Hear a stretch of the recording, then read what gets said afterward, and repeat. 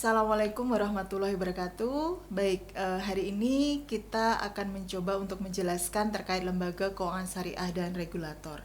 Nah, biasanya mata kuliah ini itu diambil oleh mahasiswa di awal-awal mereka kuliah, yaitu biasanya semester kedua. Kenapa kok ini menjadi penting untuk kita pahami bersama? Karena memang lembaga keuangan syariah dan juga regulator ini adalah mata kuliah yang merupakan pondasi dari mata kuliah yang lainnya nanti.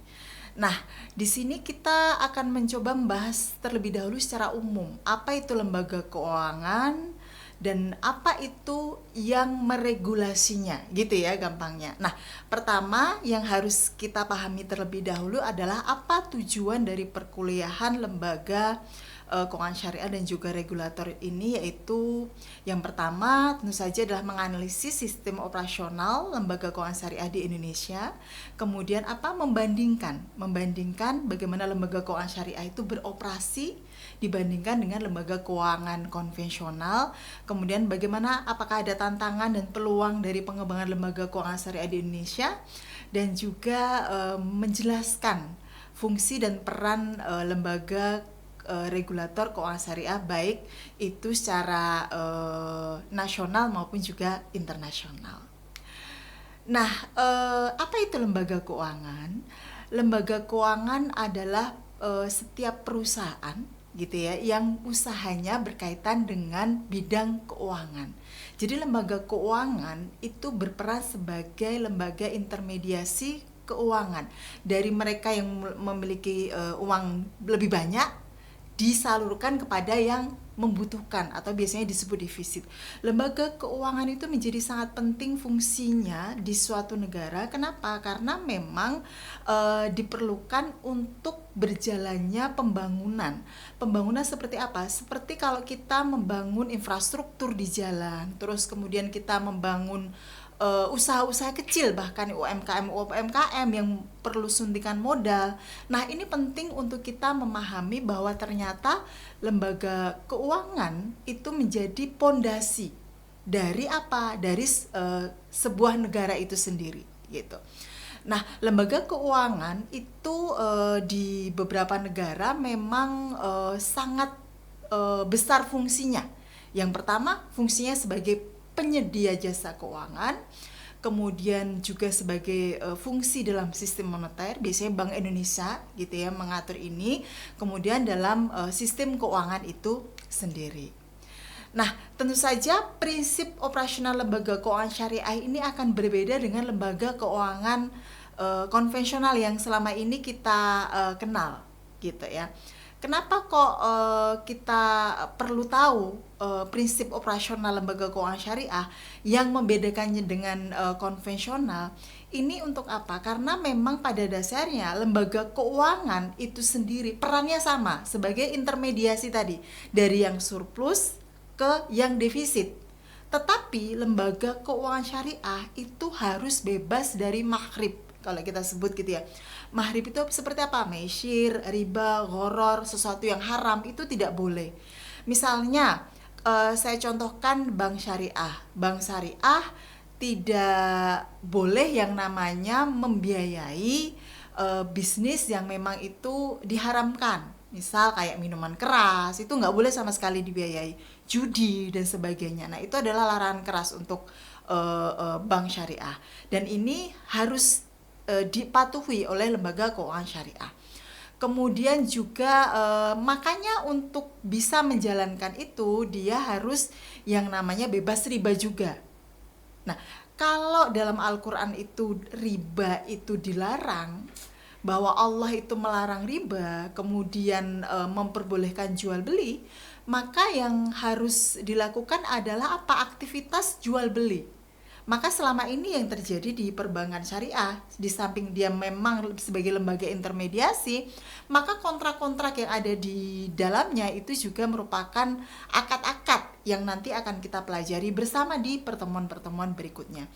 Dan juga lembaga keuangan syariah itu wajib menyalurkan yang namanya zakat, infak, dan juga sedekah. Kalau Anda pergi misalnya ke perbankan itu, maka di situ Anda akan ditanya apakah sekalian dipotong untuk zakat infak sedekahnya, biasanya gitu ya. Kalau untuk memudahkan sebaiknya memang Anda langsung saja, oke, langsung aja dipotong gitu. Jadi kita tidak perlu mikirin oh penghasilan saya segini terus kemudian nanti harus potong berapa. Jadi sudah bersih gitu. Nah, yang tidak kalah pentingnya adalah dalam suatu negara itu ada institusi regulator lembaga keuangan syariah. Seperti saya jelaskan di awal tadi, bahwa ternyata lembaga keuangan itu menjadi hal yang sangat penting. Seperti kita tahu, kalau kita ingat tahun 2008 ada krisis keuangan global, ada 97 krisis moneter. Itu kenapa kok sampai begitu menghancurkan sendi-sendi ekonomi kita? Karena memang peran dari regulator itu belum maksimal pada saat itu.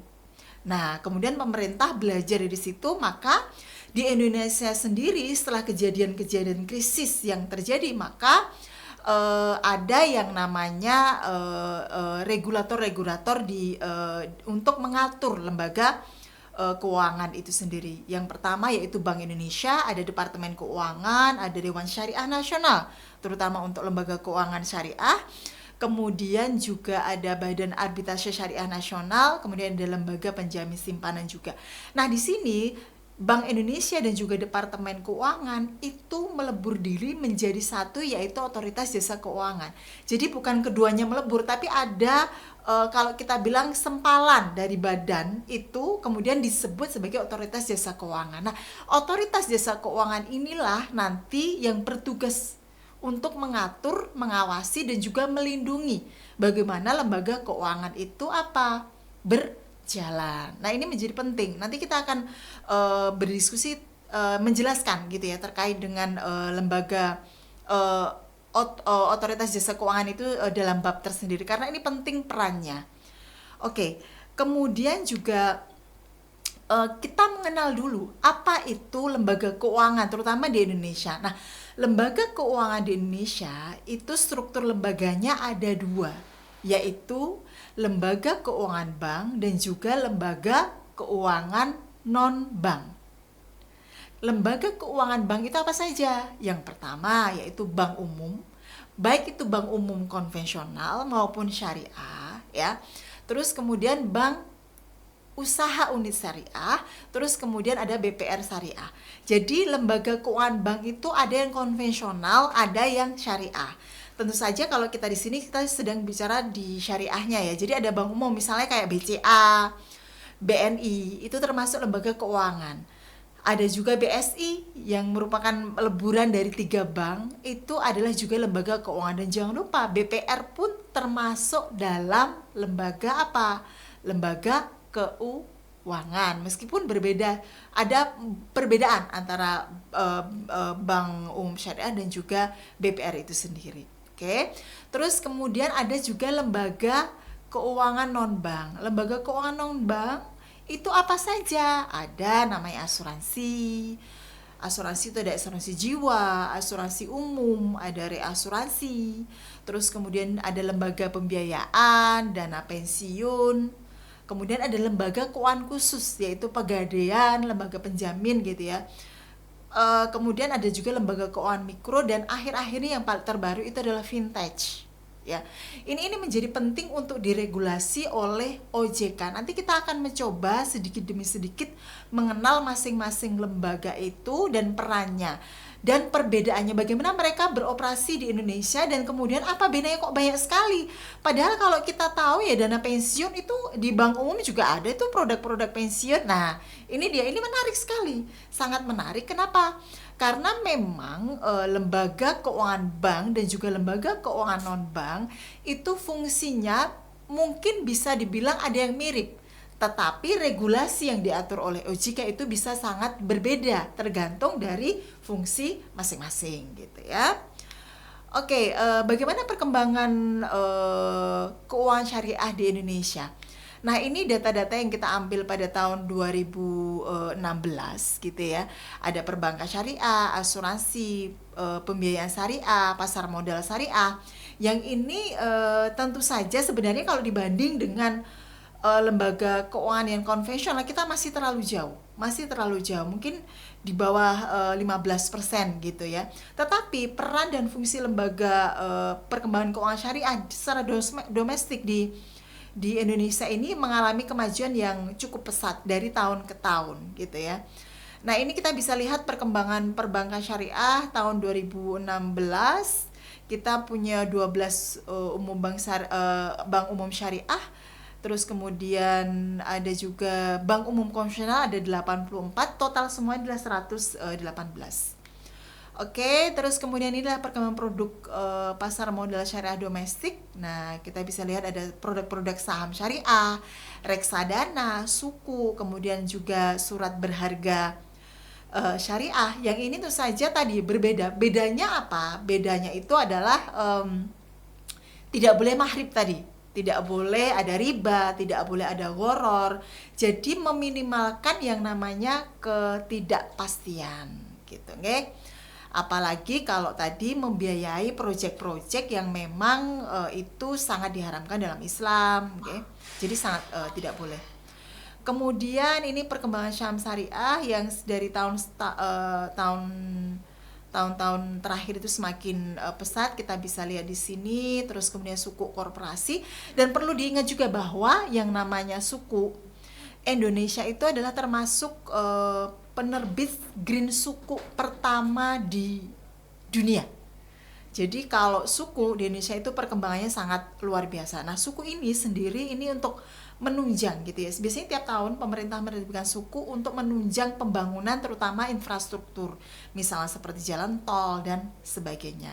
Suku itu biasanya dalam konvensional itu disebut apa?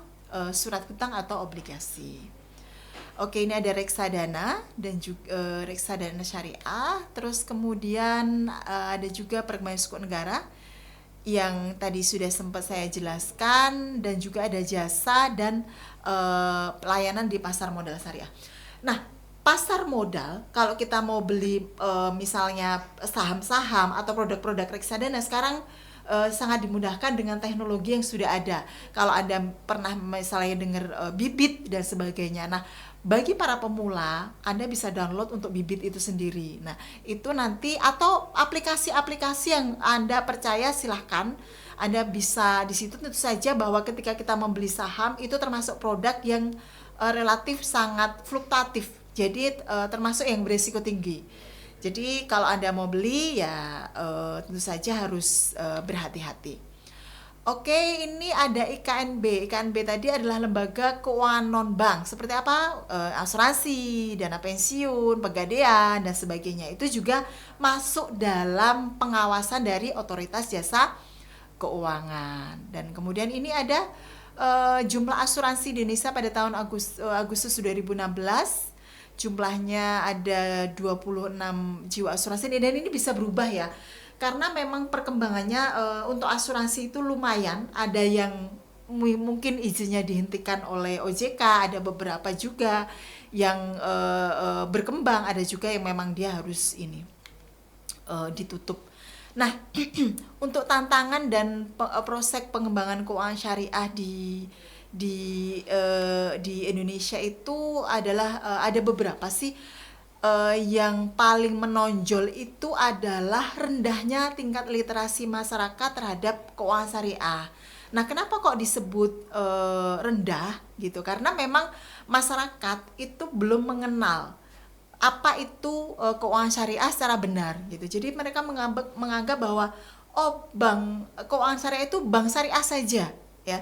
Mereka tidak tahu apa itu suku, apa itu pasar modal syariah. Padahal banyak sekali produk-produk keuangan syariah selain apa yang dimiliki oleh perbankan syariah. Bahkan kita punya namanya pegadaian syariah, asuransi syariah, dan sebagainya. Nah, rendahnya tingkat literasi ini merupakan tugas kita bersama gitu ya, yang nantinya bagi Anda yang belajar keuangan syariah, jadi Anda harus lebih banyak gitu ya, karena kita harus banyak riset, harus banyak sekali peluang riset yang terkait dengan keuangan syariah itu yang perlu kita eksplor kembali, dan ini merupakan tugas kita bersama. Oke, Jadi saya kira itu dulu untuk hari ini terkait sama lembaga keuangan syariah dan juga regulator. Di pertemuan selanjutnya kita akan mencoba membahas untuk topik-topik yang lain seperti otoritas jasa keuangan, bank syariah, ataupun lembaga penjamin simpanan. Jadi kita akan lebih paham gitu ya terkait apa itu lembaga keuangan syariah dan juga regulator. Terima kasih. Wassalamualaikum warahmatullahi wabarakatuh.